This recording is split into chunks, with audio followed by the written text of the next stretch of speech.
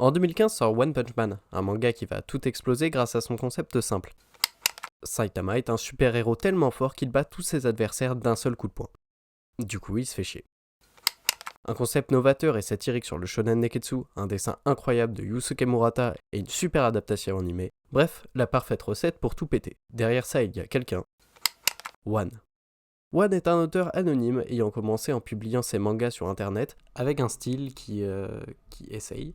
Bon, évidemment, ce sera un succès. Puis Yusuke Murata, qui est sûrement un des dessinateurs les plus techniques de tout le manga, va s'y intéresser, et nous voilà avec une belle success story. Seulement, 27 tomes plus tard, il n'y a plus personne pour parler de One Punch Man, et la saison 2 catastrophique de l'anime, s'étant fait défoncer par tout le monde, va entraîner One Punch Man vers la chute. Personnellement, mis à part ses dessins, One Punch Man m'a toujours laissé indifférent. Malgré mes efforts, je ne m'attache pas au personnage, je ne suis pas entraîné, et pire que tout, je ne rigole pas. Pour une série humoristique, c'est quand même la loose. Alors j'étais bien loin de me douter que One allait me toucher comme rarement une œuvre l'a faite.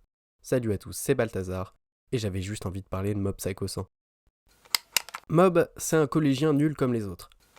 Pas très intelligent, nul en sport, pas très beau, pas très sociable et nul avec les filles. Et si on enlève le fait qu'il dispose de pouvoirs psychiques ultra puissants et qu'il éveille une puissance énorme quand il est poussé à bout émotionnellement, il est comme vous et moi. Seulement, Mob, ses pouvoirs, il ne veut pas s'en servir. En tout cas, pas pour obtenir tout ce qu'il ne pourrait pas avoir en temps normal. Cette morale, il l'attire du deuxième meilleur personnage de la série, Reigen.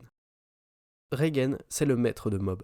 En vrai, il n'a aucun pouvoir et exploite Mob afin de niquer des esprits pour son entreprise de spiritisme et d'autres trucs. Reigen, en fait, c'est un peu l'inverse de Saitama. C'est un gros bouffon, mais tout le monde croit à son jeu. Et ça, ça me fait rire.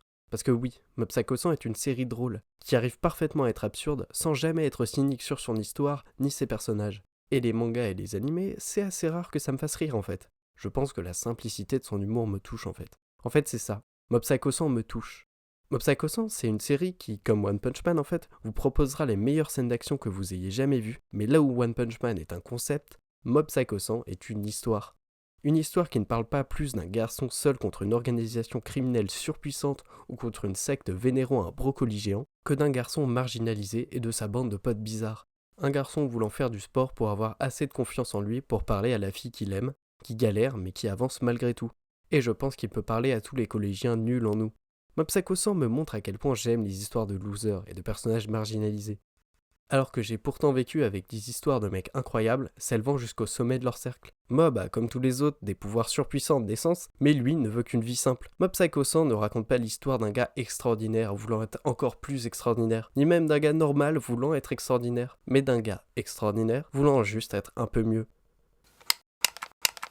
Mob, même quand il pourrait accéder au sommet, refuse cette place et va vivre sa vie simple. Là où les amis rencontrés sur le chemin sont dans les shonen un plus, ils sont dans Mob Psycho 100, la finalité. Mob pourrait comme beaucoup embrasser sa condition de loser, mais il ne le fait pas. Il va juste s'élever socialement en gardant toujours ses valeurs. Peut-être que One nous dit juste que c'est en restant nous-mêmes que l'on peut être ce que l'on veut être. Et peut-être qu'aspirer à avoir des amis, des relations amoureuses et un bon cardio, ça me parle plus que devenir roi des pirates. C'était Balthazar, merci de m'avoir accordé de votre temps, j'avais juste envie de parler de Mob Psycho 100.